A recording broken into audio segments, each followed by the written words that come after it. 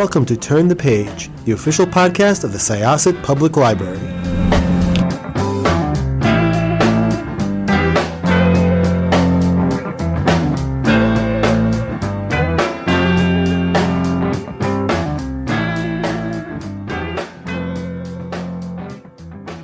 Hello, everyone. Welcome back to Turn the Page. I'm your host today, Jen, and today I am joined by the author of an absolutely delightful little book. It gave me so much to think about and so many great suggestions for making life just a little bit sweeter, and we're going to talk about that. So welcome to the show. Could I ask you to introduce yourself and your book, please? Well, good morning, everyone, and buongiorno, as they say in Italy, or buondì. I'm Judith Valente, the author of The Italian Soul, How to Savor the Full Joys of Life. And I'm so honored to talk with you, Jen, about my love of Italy and what I've taken away from my many stays in Italy, about how to live just more mindfully and joyfully. Yeah, I have a real fondness for Italy as well. My last name doesn't indicate it, but my mother's whole side of the family is Italian, and I spent a semester in Florence when I was in college 20 years ago now, and I just always, and I have a PhD in Italian history, so. Bellissimo. And I'd love to know about your Italian journey, as it were. Could you tell us a little bit before we talk about the book itself, about your family story and your relationship with Italy? Oh, I'd love to tell you about that, Jen. My grandfather, Benedict Costanza, was a very influential figure in my life. He came from Sicily at the age of, I believe it was 19 or 20, alone, $10, the equivalent of $10 in his pocket, and arrived in New York and quickly sought out other Italians. I mean, he would look for people that looked Italian and go up to them and say, where might I live? Where might I find a job? But he had a skill. He was a tailor, and my great grandfather was a tailor as well. And so I had this connection to him. He lived to the age of 95. So I was the youngest of the grandchildren. So I didn't know his wife, that particular grandfather's wife, my grandmother from Naples, very well. And I didn't know my grandfather on my father's side at all very well. They came from the Casino area, which is, I'm going to tell you something very interesting in a minute about that. And Casino's up north, up central Italy. And so, he was a big influence on my life. And I had, he would tell stories about Italy. I admired his courage. When I was a junior in high school, I went to a Catholic academy for high school, and they took us to the Vatican. And I just said, wow, this really feels like home to me. And that was really the beginning of it, my grandfather, and then actually seeing Italy the first time as a junior in high school, and then going back many, many times since then for long extended stays. So that was kind of the background of it. Yeah, you really do. It's very easy to fall in love with Italy when you're there. And to segue to talking about the book, something that you spend a lot of time talking about is that the American and Italian ways of life are very different from one another. So could you start to talk about maybe what it was about the Italian lifestyle that appealed to you, and maybe what was the seed of this book project? Right, right. Well, I started to spend extended periods over there because I started to really intensely study Italian.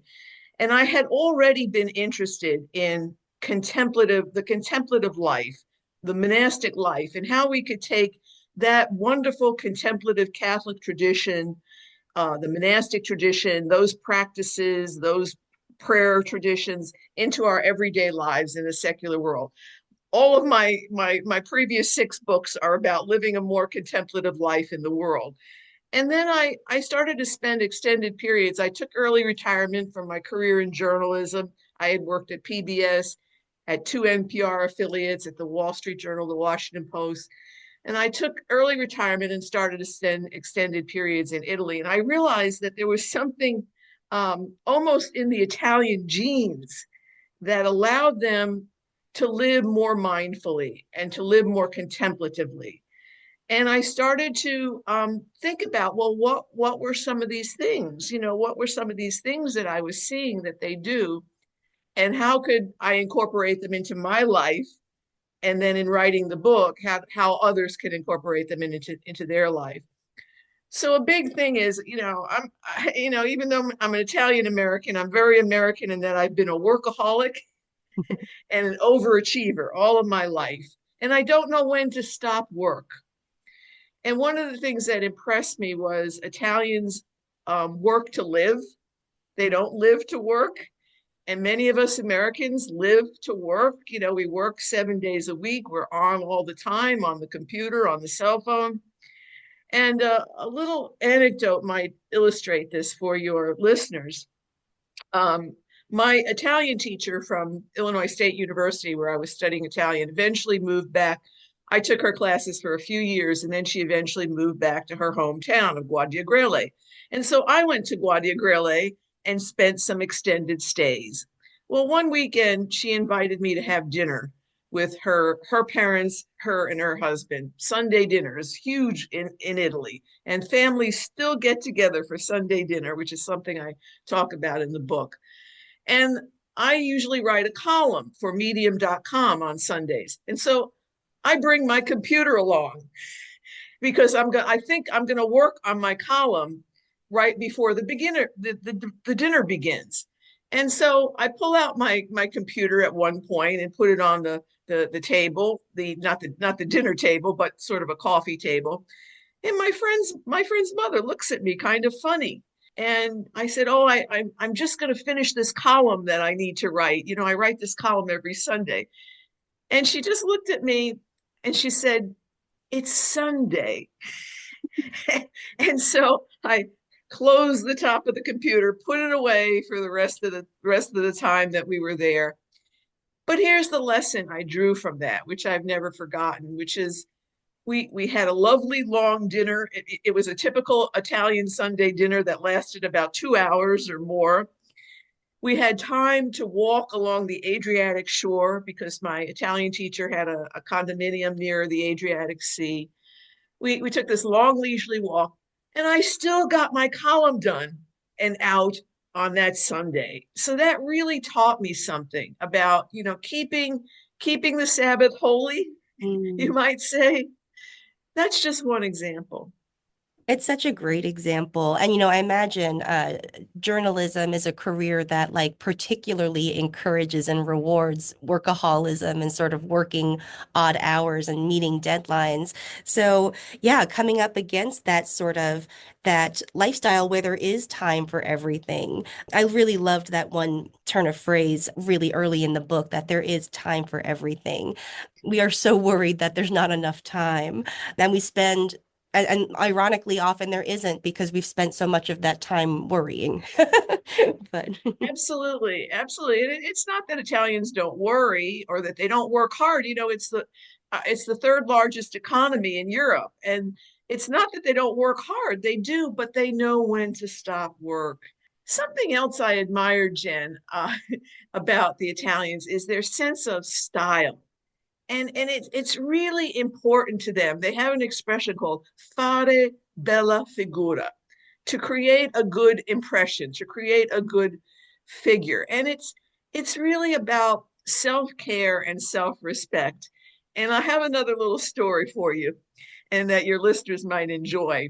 And you know how Americans, I lived in a neighborhood where women would sometimes run to the supermarket with pink curlers in their hair wrapped around a kerchief, okay?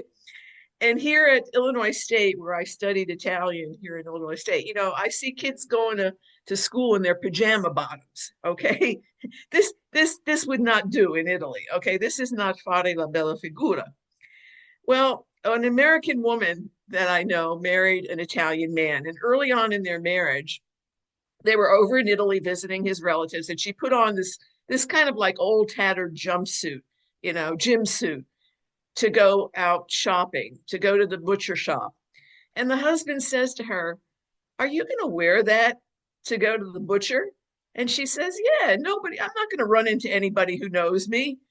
And the husband said, "Yes, but the butcher will see you." It's a sense of self-respect, of wanting to do your best, to look your best. And I think that that's something we could learn from as well. And I also found that Italians don't spend a ton of money. You would think they spent a ton of money on their wardrobe. No, there's another expression, poco ma buono, less but little but more, or less but good, excuse me, less but good, little but good. And so, you buy fewer things, but higher quality things. And that's a huge thing. The quality of something is huge in Italy. I mean, people are always looking for the quality, not the bargain basement price necessarily. And so their clothes, because they're better quality, they last longer and they look nicer. And there you have it. Mm. And as you were saying that, I was thinking, yeah, you're going to value quality over quantity. In America, like what do we call our clothes? It's fast fashion, right? Right. And a And return. fast food, fast everything. Yes. Oh my gosh. Yeah. And that is so antithetical to the sort of like there's a whole chapter on like sort of slow life, And I think it really does come back to the contemplative tradition because life is a lot more contemplative there. But then you also spend some time talking about the monastic history of the area and the presence of the church. Could you talk a little bit more about that? Yeah, that's really interesting because I didn't know my paternal grandmother very well. And then I learned that she came from Cassino, Italy. Well, what's in Cassino, Italy? Monte Cassino, which is where Saint Benedict founded Western monasticism. So it's the seat of Western monasticism is in the town that my grandmother is from. And she would have seen that monastery every day because you could see it. It's up on a mountain and you could see it from every part of Cassino. And so what I kind of enjoyed about Italy is there's still a real Catholic tradition there. The churches are still pretty full. There's a sense of identity there with Catholicism. Don't get me wrong, I love how we have so many religions here in the United States, and I think that's one of our strengths, the diversity of our religions. In Italy, it's the following of these religious practices are much more public. Mm. Every town has its patron saint. Every town has a parade every year for its patron saint. And people, whether they go to church or not, they come out for these things. They line up, when the saint is being carried on a pedestal through the streets. They line the streets, right? And they make the sign of the cross when the saint passes, whether they go to church on Sunday or not, because it's part of the culture. And I think it's part of what keeps a certain cohesiveness in that Italian society. And we're lacking that right now in the United States. We're lacking a sense of unity, a sense of community, a sense of belonging. It's your group is not part of my group. Mm. That's what we're facing right now in America. And what I loved in Italy was more of a sense that we're all in this together. If you remember during COVID, and I talk about this in the book, Americans were showing up with guns at their state capitals because they wanted the lockdown to be lifted and they wanted the masks to be ruled out. In Italy, when you went into a church, there were dots put on the pews during COVID so that you knew you were sitting, 6 feet away from the person next to you. People would take out these little bottles of hand sanitizer right before communion, and they would, sanitize their hands, and then they would offer their bottle to the person next to them or the person behind them. When the lockdown was in place in Italy, people would get out on their balconies and sing arias from operas or play musical instruments.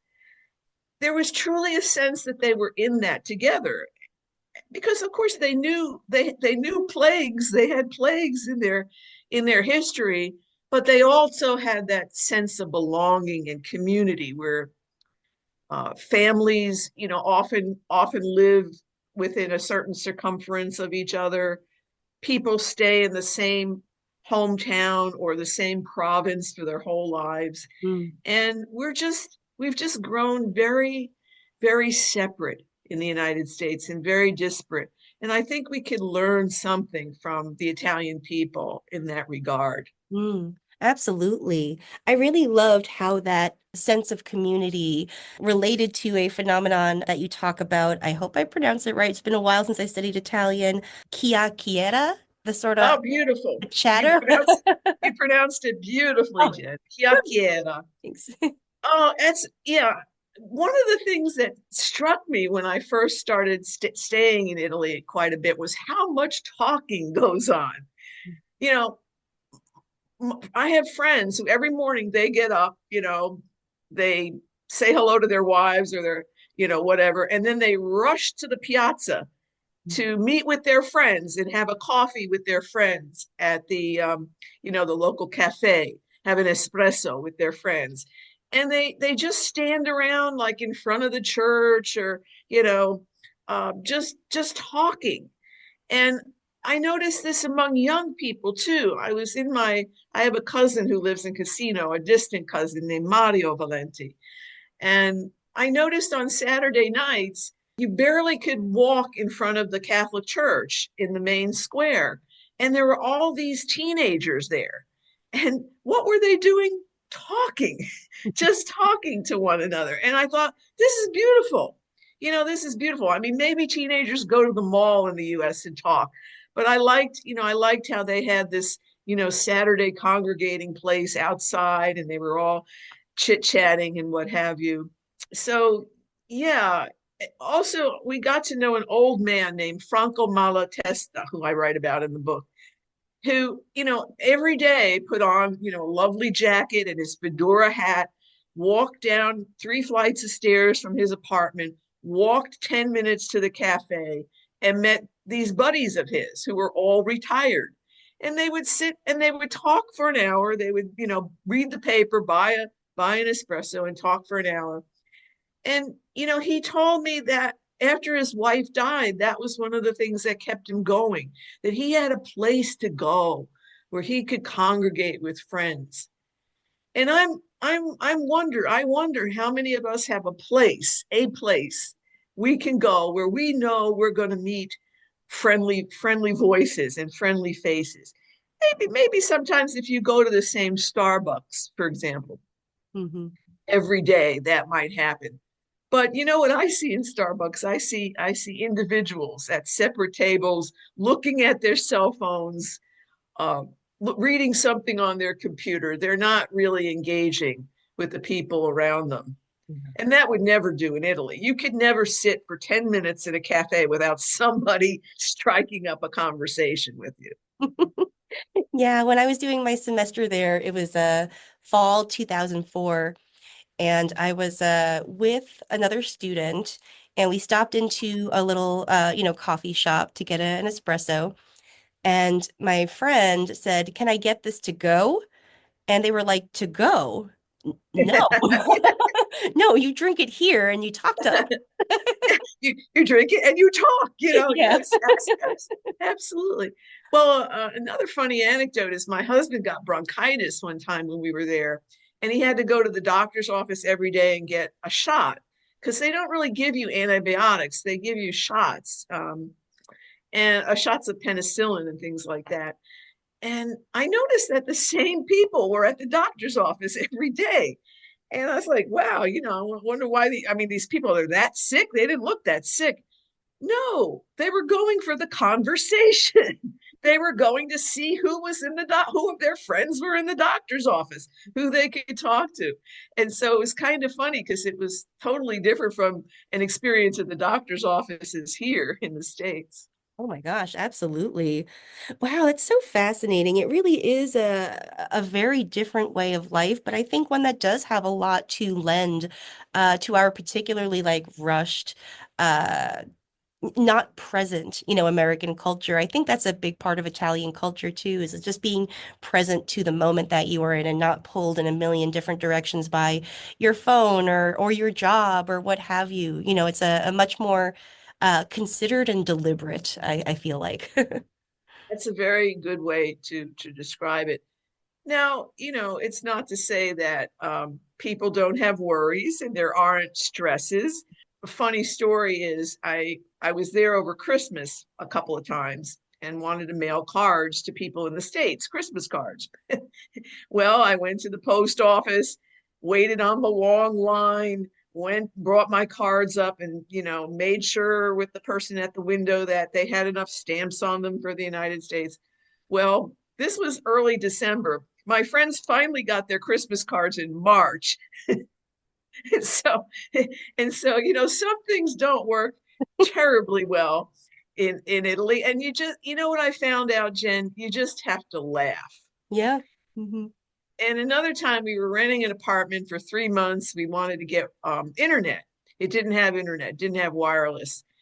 And the worker, the technician, was supposed to come at 10:30. Well, around 12:30, we thought, well, we probably could have lunch now. And it's probably safe to have lunch. And then he finally came at 2:30 in the afternoon. Our appointment was for 10:30. And so you learn to laugh at these things in Italy. It is part of the life. 100%. Yeah, I remember our uh, study abroad site was on the top of a hill outside of the city of Florence, and there was a bus route that went directly there. But every morning we would walk and go to the bus stop, and that was when we would find out if they were on strike that day. Yes. So, yeah. Sciopero, yes. Yep, yeah. Sciopero. That was a dreaded word. Yes, the strike, the word for strike. Yeah. Well, thank you so much for coming to talk to us. This has been really lovely. And just before we go, I'd love to ask what's next for you? What are you working on? And could you tell us a little bit about Benedictine Footsteps? Oh my gosh, yes. Benedictine Footsteps is a pilgrimage/retreat I lead to lesser known parts of Italy and lesser known sacred sites every year. And we only take a few people, maybe 12 to 16 people. It's very intimate. And it's a chance to experience the real Italy, small town Italy, what I call the real Italy. Florence is lovely. Don't get me wrong, Jen, you studied there. But I find the real Italy is in the small towns, and it's a slow tourism experience where you really get to interact with the local people and the local culture. What's next for me is, as I told you, I'm very interested in contemplative spirituality. I'm the president of the Thomas Merton Society, which is a volunteer role. And he was a great Trappist monk. He was a great contemplative monk of the 20th century. And I'd like to I'd like to do a book of his quotes from Merton with reflections that I write to go with it on how we can incorporate these aspects of the contemplative life into our busy secular lives. But before that, I have a biography coming out on the great Catholic peace activist Eileen Egan, who was Mother Teresa, now Saint Teresa of Calcutta's traveling companion and Dorothy Day's traveling companion. And Eileen was a great peace activist. And I think her message of peace and nonviolence and conflict resolution is something we also is very necessary at this time in our country, in our world. So I'm working on a biography of Eileen Egan. Wow. Well, those both sound like fascinating projects, and I eagerly await them. I can't wait to read your next books. Well, thank you for all you do where you are to promote reading and learning and just caring for other people. Oh, thank you. It is a Libraries are a community. That's right. We are community. Thank you so much. Yeah, this has been lovely, and it's been lovely chatting with you. And listeners, I hope you pick up this book. It's called The Italian Soul: How to Savor the Full Joys of Life, and it is absolutely beautiful. Pick it up wherever you like to get your books. It is now time to close this chapter. We will see you next time. It's time to close this chapter of Turn the Page. Join us for the next episode.